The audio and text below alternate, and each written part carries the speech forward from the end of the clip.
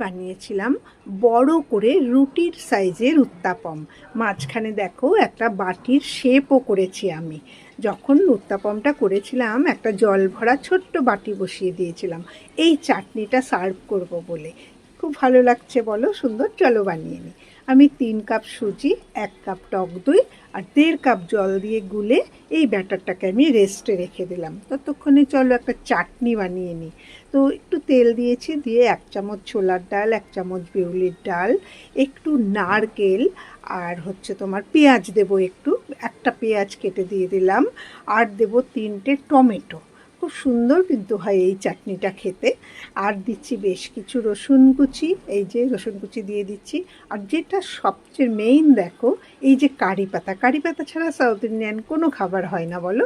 এই যে কারি পাতা দিয়ে দিলাম, আর দেব আমি নুন দিয়ে দেব, আর দেব হচ্ছে তোমার কাশ্মীরি লঙ্কা দিয়ে দেব। দিয়ে খুব ভালো করে অল্প আছে আমি ঢেকে ঢেকে সাঁতলিয়ে নেব, যাতে সব কিছু সুন্দর নরম হয়ে যায় এই চাটনির মশলাগুলো যে, হ্যাঁ, সবজিগুলো। তো এই দেখো ঠান্ডা করে আমি একটু তেঁতুল দিয়ে সুন্দর একটা পেস্ট করে নিয়েছি।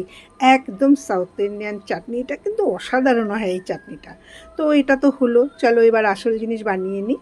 তেলের মধ্যে সর্ষে বিউলির ডাল ফোড়ন দিয়ে আমি কিছু গাজর, পেঁয়াজ, কাঁচা লঙ্কা, কারি পাতা একসাথে করে রেখেছিলাম, সেটা দিয়ে সামান্য একটু নাড়াচাড়া করে আমি যে ব্যাটারটা করে রেখেছি ওটার মধ্যে ঢেলে দিলাম। মানে ব্যাটারের মধ্যে কিছু সবজি হলো আর কি আমাদের।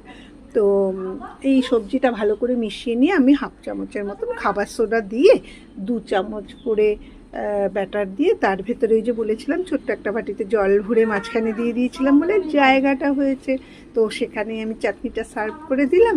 আর দেখো এই যে কারি পাতাটা দিয়ে সাজিয়ে দিলাম, কারণ দেখতে সুন্দর হলে কিন্তু খেতেও ভালো লাগে, আর সত্যিই ভালো হয়েছিল খেতে।